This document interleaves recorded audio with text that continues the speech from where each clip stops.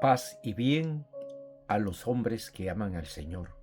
Por tu inmensa gloria te alabamos, te bendecimos y te damos gracias, Señor, por el don de la vida, en la forma como realmente tú vas enrumbando el camino del ser humano a la perfección que tú quieres que cada creyente obtengamos.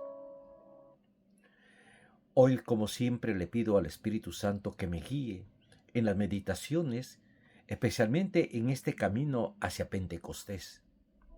Hoy realmente continuamos con la presencia del Espíritu Santo en el Antiguo Testamento, pero también pedimos la dulce intercesión de María Santísima, nuestra Madre. Y nos cubrimos con la sangre del Cordero en el nombre del Padre, del Hijo y del Espíritu Santo. Amén.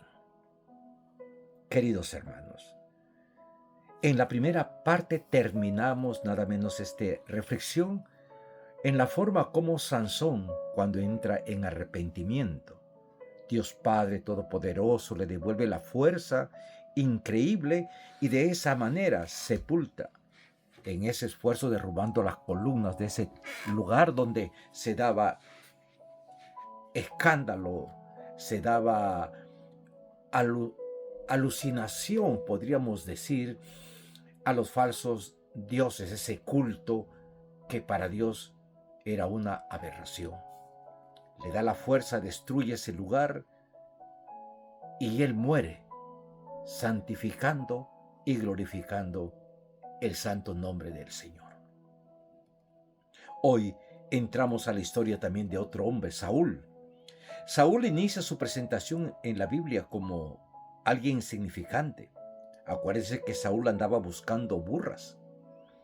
Cuando es escogido por el profeta Samuel, comienza a profetizar y Dios le cambia su corazón mundano en un corazón lleno de gracias y de bendición. Para los estudiosos, si buscamos 1 Samuel 10:9, ahí vamos a encontrar toda esta hermosa historia. Saúl también comienza, por otra parte, a desobedecer muchas veces a Dios, hasta llegar el colmo de consultar a una mujer espiritista. La Biblia nos dice bien claro que el Espíritu del Señor se apartó de Saúl. Algunas veces nosotros nos identificamos también con esa actitud de Saúl, porque muchas veces cuando no recibimos la solución a alguna circunstancia crítica que tenemos en nuestra vida, pensamos que Dios no escucha nuestras oraciones y incurrimos en el mismo error que incurrió Saúl, de ir a consultar en otros medios. Y es ahí donde el Espíritu que está pronto a realizar ese gran milagro en tu vida se aparta, porque ha visto la desconfianza que todavía tenemos en nuestros corazones. Saúl todavía va a tener un momento muy fuerte de gracia. El día que llega a la casa de Samuel para matar a David, el Espíritu de Dios se apoderó de él y comienza a profetizar. Sin embargo, Saúl resiste al Espíritu Santo. En él no se adivina siquiera un poquito de arrepentimiento. Lo característico en el caso de Saúl, queridos hermanos, es que cuando el Espíritu Santo lo abandona, inmediatamente comienza a ser perturbado por un mal espíritu que lo lleva a la obsesión, a la neurosis. Se adivina claramente que la Biblia nos sugiere que como Saúl estamos dirigidos por el Espíritu de Dios y hay bendición en nuestra vida. O estamos alejados del Espíritu Santo y entonces estamos a merced de las fuerzas maléficas que andan en este mundo, porque nos falta la bendición de Dios.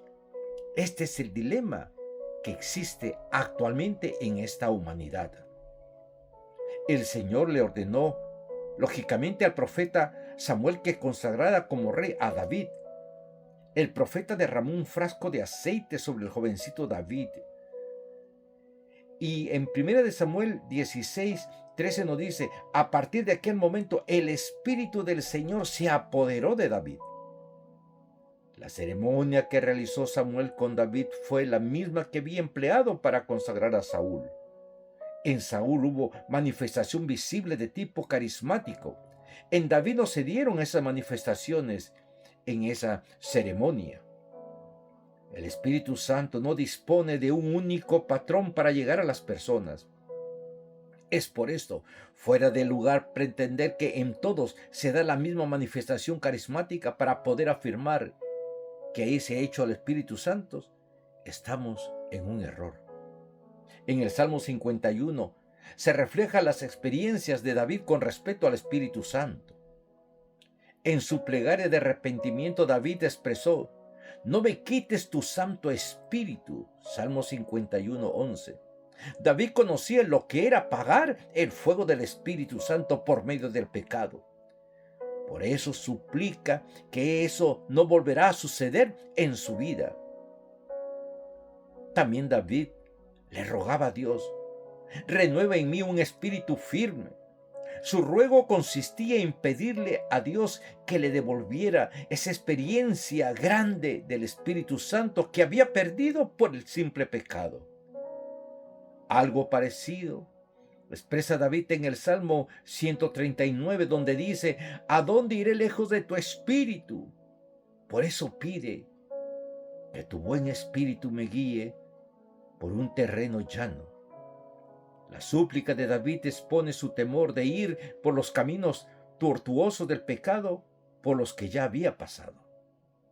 Queridos hermanos, en la vida nuestra siempre hay un momento en donde nuestro corazón de piedra, endurecido por la actitud pecaminosa, va a sentir, o nuestro espíritu interno va a gemir por el dolor, y eso lo provoca nuestra conciencia.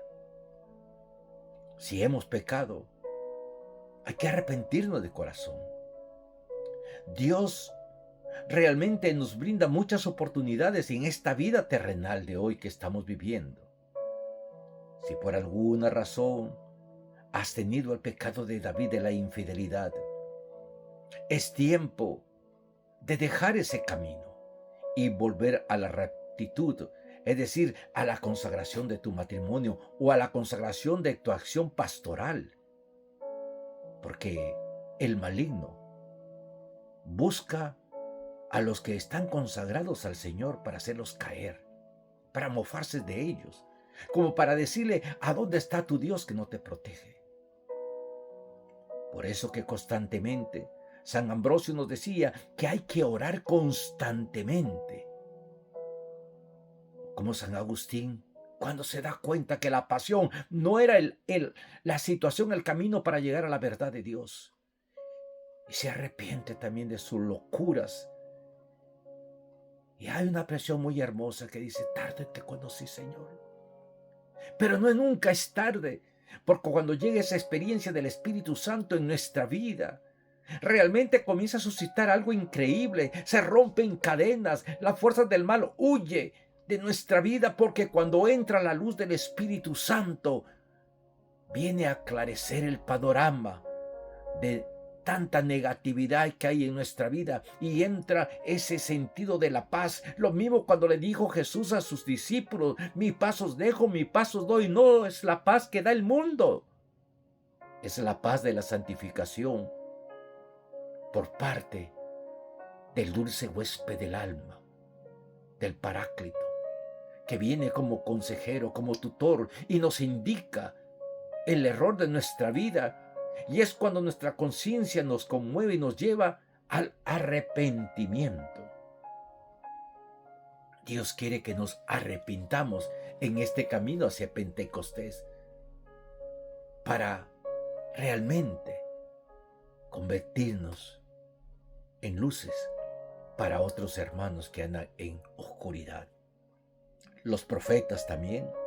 El profeta Elías, la santa palabra de Dios lo describe como un hombre lleno del Espíritu Santo. Tanto es así que cuando está por desaparecer su discípulo, el profeta Eliseo, le pide que le conceda una doble porción del Espíritu que él tiene en Segunda de Reyes 2:9. Se le concede esa petición a Eliseo. Más tarde todos van a admitir que el espíritu que reposaba en Elías ahora estaba en el profeta Eliseo. En el Antiguo Testamento el profeta es el mensajero por excelencia de Dios. La profecía es la señal evidente de que Dios en el individuo mora, permanece. Entre los profetas hay conceptos muy bellos acerca del Espíritu Santo. El profeta Joel también no comprendió el largo alcance de la profecía que el Señor le inspiró. En el capítulo 2 de Joel nos dice 28-29, nos dice: derramaré mi espíritu sobre toda la humanidad. Los hijos e hijas de ustedes hablarán de mi parte. Los viejos tendrán sueños y los jóvenes visiones. También sobre mis siervos y siervas derramaré mi espíritu. Esa es la promesa que tiene Dios para lo que todos hemos emprendido ese camino hacia Pentecostés. Después de haber celebrado jubilosamente la resurrección de Cristo, ahora queremos inflamarnos de ese fuego de evangelización, para demostrarle al mundo que sin Dios estamos perdidos. Necesitamos la fuerza de lo alto, ese Espíritu Santo. Entre los judíos se le daba importancia a los ancianos como portadores de la sabiduría. Pero de pronto aquí el profeta anuncia que hasta los niños y los jóvenes van a tener experiencia del Espíritu Santo. Sabemos que lo más desconcertante es que anuncia que el Espíritu del Señor va a ser derramado también sobre los esclavos y las esclavas. Nunca se le hubiera ocurrido a un dirigente religioso que el Espíritu Santo podía manifestarse en un esclavo, porque los esclavos eran despreciados. El amo era el dueño de vida y muerte sobre esa persona. Tanto es así que ellos interpretaron este mensaje como que Dios se refería a los siervos y siervas de Dios y no a los esclavos. Y derramaré mi espíritu sobre todos. Dios no muestra excepción, aún en el pecador. Y no se me escandalice, la acción del Espíritu Santo trabaja para que despertemos y nos ilumina nuestra conciencia para que descubramos las raíces del pecado y de esa manera entrar en el arrepentimiento para llegar a la plenitud de la conversión.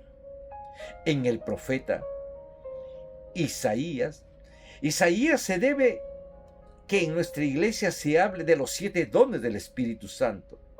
Fue Isaías quien anunció al Mesías como el portador de los 7 dones en el texto Isaías 11:2. Se repite 2 veces el temor de Dios. Una de estas veces la Vulgata traduce piedad en vez de temor de Dios. El número 7 en la Biblia indica plenitud, abundancia. Por eso, al referirnos a los 7 dones del Espíritu Santo, al mismo tiempo que recordamos a Isaías, hacemos hincapié en la abundancia de los dones del Espíritu Santo. También el profeta Isaías va a profetizar a Jesús como el que tiene el Espíritu Santo. En el capítulo 42 de Isaías dice, en el versículo 1, he puesto en él mi espíritu para que traiga la justicia a todas las naciones. Como Dios nos ama y nos seguirá amando, porque ahora Jesús, que está sentado a la diestra del Padre, constantemente enviará su espíritu sobre todas las generaciones. ¿Para qué? Para que encontremos el camino correcto a seguirlo y llegar a la plenitud de la promesa del Padre, que también nosotros seremos hijos del Dios Altísimo. Cuando Jesús, ¿se acuerdan?, se presentó por primera vez en la sinagoga de Nazaret, empleó la profecía con que Isaías ya lo había anunciado y dijo, Isaías 61:1 y siguiente, el Espíritu del Señor está sobre mí, porque el Señor me ha enviado a dar buena noticia a los pobres, a aliviar a los afligidos, a anunciar libertad a los presos, libertad a los que están en la cárcel, anunciar el año favorable del Señor, es decir, el año del perdón, el año de recapacitar, de darnos cuenta de lo equivocado que estamos y regresar a la casa del Padre. En Ezequiel también vemos, es el profeta que tiene más alusiones al Espíritu del Señor por medio de experiencias carismáticas. En primer lugar, el Espíritu entra en él y lo hace estar en pie para que escuche su mensaje. Luego lo hace permanecer en su casa y le priva de que hable solamente. Puede hablar cuando el Espíritu lo impulsa. Así el pueblo se dará cuenta de que es un verdadero profeta de Dios. Ezequiel tiene varias visiones. En una de ellas, el Espíritu lo tomó por el cabello y lo llevó a una experiencia mística. Ezequiel 3. Una visión famosa es la de los huesos secos. Ve un sinnúmero de huesos secos. El Señor les infunde su aliento y aquellos huesos cobran vida. Las palabras del Señor son: infundiré mi espíritu en ustedes y vivirán. Ezequiel 37. Les recomiendo que lean. Es un pasaje muy hermoso. Tal vez otra referencia asegura al Espíritu Santo, según algunos comentaristas, sea la visión del agua que sale de un costado del templo y se introduce en el mar muerto, que lo va purificando y hace que broten árboles frutales en esa orilla. El agua en la Biblia con frecuencia es símbolo del Espíritu Santo. Ezequiel 47 del 1 al 12. El Espíritu Santo será para todos. Todo el Antiguo Testamento habla del Espíritu Santo como la fuerza poderosa de Dios que cae sobre los individuos y los equipa para cumplir un determinado encargo que Dios les da para que lleven a las comunidades. Lo característico es que ese poder cae solamente sobre determinados individuos que han sido seleccionados para una misión específica. Pero ya en el Antiguo Testamento estaba vaticinada la época del Espíritu en que se manifestaría en toda la humanidad, también en los niños, en los esclavos, en los ancianos. Todo el Antiguo Testamento está preanunciando la dichosa época que hoy estamos viviendo. El Espíritu Santo, como lo prometió Jesús en la última cena, es el ayudador que se queda para siempre en su iglesia y que la va conduciendo a toda la plenitud de la verdad. Es la época del Espíritu Santo que a todos nos toca vivir con gozo en la actualidad. El Espíritu Santo en el Nuevo Testamento lo vemos también en los sinópticos, llamados evangelios sinópticos, a los que fueron escritos por San Mateo, San Lucas, San Marcos. Se les llaman sinópticos por tener una semejanza. En San Mateo y San Marcos encontramos poca referencia al Espíritu Santo. En cambio, San Lucas como que goza al mencionar muchas veces al Espíritu Santo.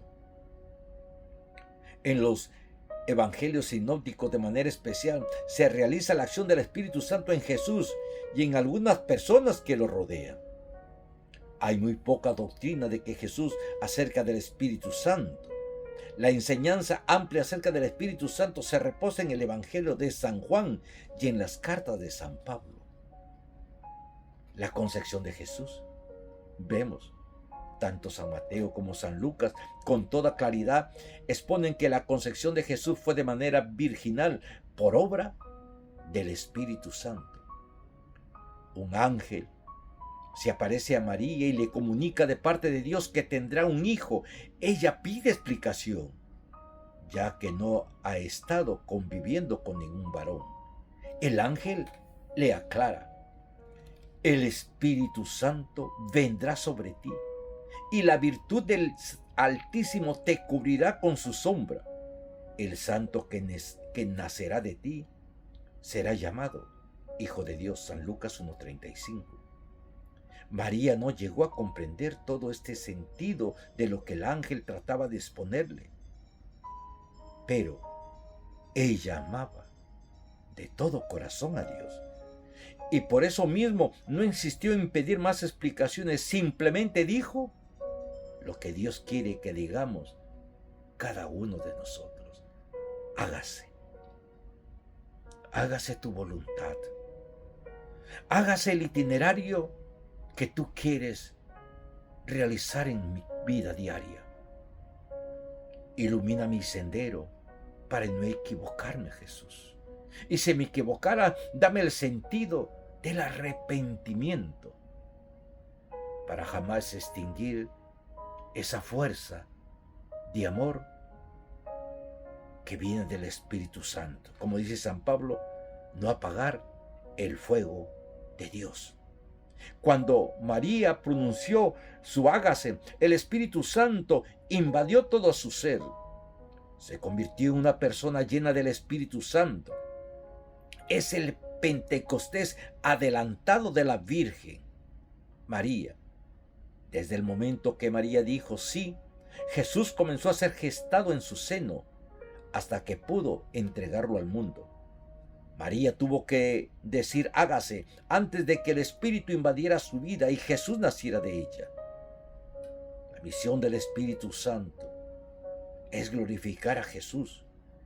Y Él me glorificará, afirma Jesús, cuando prometió que enviaría al Espíritu Santo. San Juan 16:14. Queridos hermanos, el Espíritu Santo hace que Jesús se vaya formando en la persona, que vaya naciendo en ella cada vez más, pero antes, como María, debemos decir, hágase. Cuando María dijo hágase, renunció a sus propios planes y se expuso a hacer el ridículo ante sus familiares y vecinos, como una madre soltera. Ella se fió de Dios y por eso dijo, hágase. ¿Está usted dispuesto, querido hermano, a decir desde la profundidad de su corazón, hágase? Hágase tu voluntad, Señor, en mi vida. Cuando una persona nos dejamos controlar por el Espíritu Santo y renunciamos a todos nuestros planes para ponernos al servicio de Dios, en ese momento, hermano y hermana, el Espíritu Santo logra que Jesús no sea un simple conocimiento de tipo intelectual para nosotros, sino una experiencia que Jesús comienza a ser gestado en nuestra vida interior. Si nos dejamos controlar por el Espíritu, realmente, si estamos dispuestos a recibir a Jesús para reconocerlo en todas partes, como le sucedió a Simeón y a Ana. La Biblia nos muestra cómo, lleno del Espíritu Santo, Simeón no vio nada de especial en aquella familia que llegaba a presentar a su niño al templo. Sin embargo, el Espíritu impulsó al anciano Simeón para que en el niño de José y de María descubriera a Jesús. La profetisa Ana también fue llevada por el Espíritu para que se hiciera presente en el templo, precisamente en el momento en que por primera vez Jesús era introducido en ese lugar santo. Juan Bautista, hombre dirigido por el Espíritu Santo, al punto descubrió que aquel individuo que venía y pedía ser bautizado era Jesús, el Cordero de Dios que quita el pecado del mundo. Isabel, mujer llena del Espíritu Santo, inmediatamente llama a María, Madre de mi Señor. Reconoce a su Señor en el seno de María. El sacerdote Zacarías, cuando recibe el anuncio de que su anciana esposa Isabel va a tener un hijo, no lo cree, por eso queda mudo. Cuando nace su hijo, Juan Bautista acepta la intervención milagrosa de Dios y se da cuenta de que su hijo había sido llamado a ser el precursor del Mesías. Si antes había quedado mudo, por no dejarse guiar por el Espíritu, ahora lleno del Espíritu Santo, comienza a cantar proféticamente.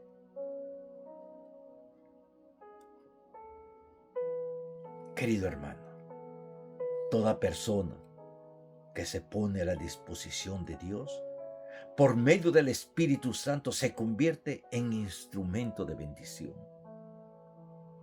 Dios la empleará para que sea su profeta, para que lleve consolación, curación, servicio, sanación. El Santo Espíritu, como María, que dejó actuar dentro de sí al Espíritu Santo, y por eso es signo de bendición para que todos los que gocen de su presencia. Hoy el Señor quiere decirnos a cada uno de nosotros, es momento de entrar en esa sintonía con el Espíritu Santo, porque el Espíritu Santo es gracia, es bendición, es unción para cada uno de nosotros. Hoy estamos caminando hacia Pentecostés. Es un camino quizás un poco difícil, pero no imposible, porque lo que Dios nos pide es más que todo que seamos hombres llenos de ese Espíritu Santo. ¿Para qué? Para decirle al mundo que la gracia del Señor sí es real y no es fantasía. Por eso podemos decir, como dice la iglesia en la liturgia: ven Espíritu Santo, llena los corazones de tus fieles y enciende en ellos el fuego de tu amor. Eso es lo que queremos, Padre Eterno, que vengas para que realmente infundas ese fuego que necesitamos, porque sin Dios el hombre está perdido. San Ireneo decía que el Espíritu Santo nos da la perfecta esperanza. Y es la gran verdad. Es el que abre y alumbra el sendero de nuestra vida cuando vamos llegando a la acción de nuestra santidad. Dios quiere más que todo darnos la oportunidad para realizar una alianza nueva, como lo hizo con Abraham, con Moisés. Dios quiere realmente que tú seas un hombre y una mujer llena de esa fuerza, de ese Espíritu Santo. Por eso nosotros decimos siempre al Espíritu Santo: Espíritu Santo, eres el alma de mi alma. Te adoro humildemente, ilumíname, fortifícame, guíame, consuélame. Y en cuanto corresponda al plan del eterno Padre Dios, revélame tus deseos. Dame a conocer lo que el amor eterno desea de mí. Dame a conocer lo que debo realizar. Dame a conocer lo que debo sufrir. Dame a conocer lo que debo silenciosamente aceptar con modestia y en oración. Debo aceptar cargas y soportas. Sí, Espíritu Santo, dame a conocer tu voluntad y la voluntad del Padre, pues toda mi vida no quiere ser otra cosa que un continuo y perpetuo sí, como dijo María, hágase a los deseos y al querer del eterno Padre. Amén. Con cariño, dejamos ahí para continuar luego en nuestra próxima edición con la ayuda del Espíritu Santo estas enseñanzas y estas reflexiones. Con cariño les hablo un servidor de ustedes, César Coronado, del Ministerio de Evangelización Oasis de la Arquidiócesis de Miami. Bendiciones.